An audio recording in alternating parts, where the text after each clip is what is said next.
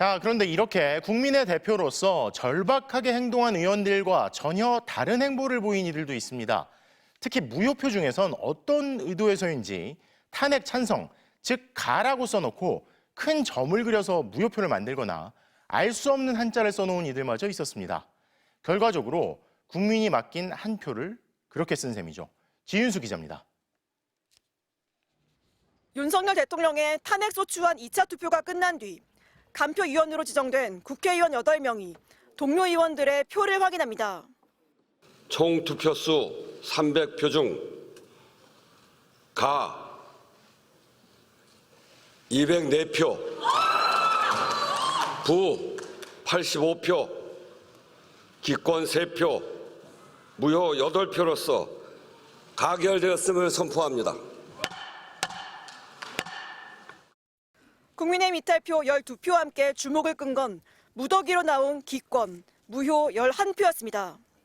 전자투표와 달리 기표소에 가서 투표용지에 직접 글씨를 쓰는 무기명 투표의 경우 찬성할 때는 한글이나 한자로 가자만, 반대면 부자만 써야 합니다. 간표위원은 글씨들을 한 장 한 장 확인하는데 3장에는 아무것도 적혀있지 않아 기권으로 처리됐습니다.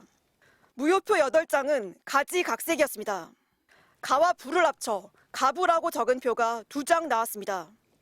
가를 써놓고 마침표나 큰 점을 그려 넣어 무효로 처리된 용지도 2장. 한자 부자에 여러 획을 더 넣어 알 수 없는 한자를 쓴 표도 있었습니다. 무효가 될 걸 알면서도 일부러 무효표를 만든 걸로 추정되는데 한 간표위원은 기권이 아닌 이런 무효표는 또 하나의 의사표시라며 의원들이 고심한 흔적이라고 말했습니다. 기권이라고 쓴 3장도 무효 처리됐는데 아무것도 안 쓴 실제 기권표 3장을 더하면 6명이 기권 의사를 나타낸 셈입니다. 글씨가 번졌다는 이유 등으로 혹시 무효 처리될까 봐 용지를 교체한 의원도 여럿 있을 만큼 신중한 분위기였는데 평소보다 훨씬 많았던 무더기 기권 무효표는 국민의 여론과 당론 사이 갈등의 결과물이란 해석이 나옵니다.